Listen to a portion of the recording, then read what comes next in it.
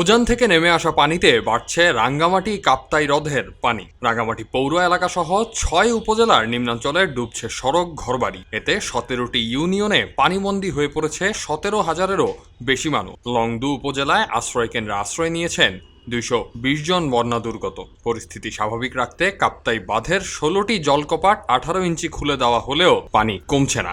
আমরা রান্না বান্না করে খাইতে পারি না, ছেলে মেয়েদের স্কুলে পাঠাইতে পারছি না, অনেক কষ্টের মধ্যে আতঙ্কতে আছি।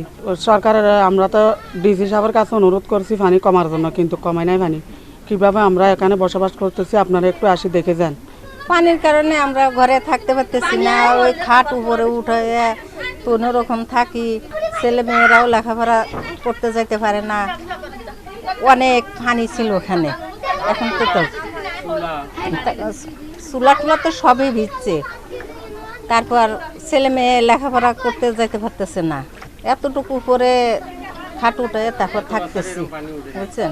আর কোনো সময় এরকম পানি হয় নাই, হয়েছে এই ব্রিজে উঠছে কিন্তু ঘরের ভিতরে উঠে নাই। এই বছর যেরকম পানি হয়েছে। রাঙ্গামাটির বাঘাইছড়ি, লংদু, বিলাইছড়ি ও রাঙ্গামাটি সদরের পৌর এলাকা জুরাছড়ি ও নানিয়ারচরে ১৭টি ইউনিয়নে প্লাবিত হয়ে ১৭,৩০০ মানুষ পানিবন্দী হয়ে পড়েছেন। এর মধ্যে লংদুতে জেলা প্রশাসনের পক্ষ থেকে এরই মধ্যে ৪৭ মেট্রিক টন খাদ্যশস্য ও ৮ লাখ টাকা নগদ ত্রাণ সহায়তা দেওয়া হয়েছে।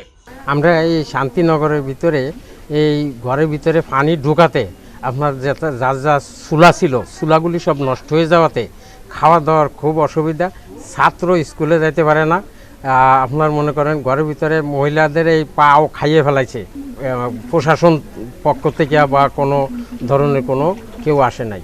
ওই চৌকির উপরে মানুষ থাকে, চৌকির উপরেই সব কিছু। আর খাওয়া দাওয়া যদি ওদিক থেকে আনা, বাজার থেকে কিছু কিনে আনে শুকনো খাবার, এইটা। তাছাড়া আর কোনো তৈরি করার মতন চুলা নাই। যাদের গ্যাস আছে এরা গ্যাসে একটু রান্না বাড়া করতে পারে, তাছাড়া আর কোনো রান্না বাড়া নাই। আমরা এখানে ঘরের ভিতরে হাঁটু পরিমাণ পানি, কারো বাসায় কোমর পরিমাণ পানি, রান্না বান্নার সমস্যা, কেউ কিনে এনে খাইতেছে। এখানে কোনো এখনো পর্যন্ত ত্রাণের ব্যবস্থা হয় নাই। তো ত্রাণের লিস্ট করে নিয়ে গেছিলো, ছাত্ররাও আসছিল, এমনকি জেলা পরিষদ থেকেও আসছিল। জেলা পরিষদে যেটা আছে মানে ওইটা ওই ত্রাণের কার্ডটা কালকে দিয়ে গেছে। এই পর্যন্ত মানে ওই জেলা পরিষদটা পাইছে, এই পর্যন্ত মানে আর কেউ কোনো ত্রাণ পায়নি।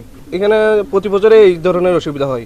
আমরা চাইতেছি মানে পানিটা যদি কমে যায়, আমাদের কোনো ত্রাণের দরকার নাই। যদি পানিটা কমে যায় তাহলে আমরা একটু স্বস্তিতে থাকি।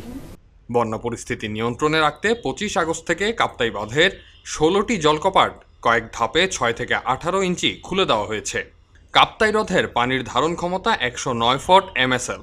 এই স্তরের নিচে স্থাপনা তৈরিতে নিষেধাজ্ঞা থাকলেও না মানায় হ্রদের পানি বাড়লে বন্যা পরিস্থিতিতে পড়েন ভুক্তভোগীরা। এলো খবরের কাগজ, নিখাদ, নির্ভীক, নিরপেক্ষ।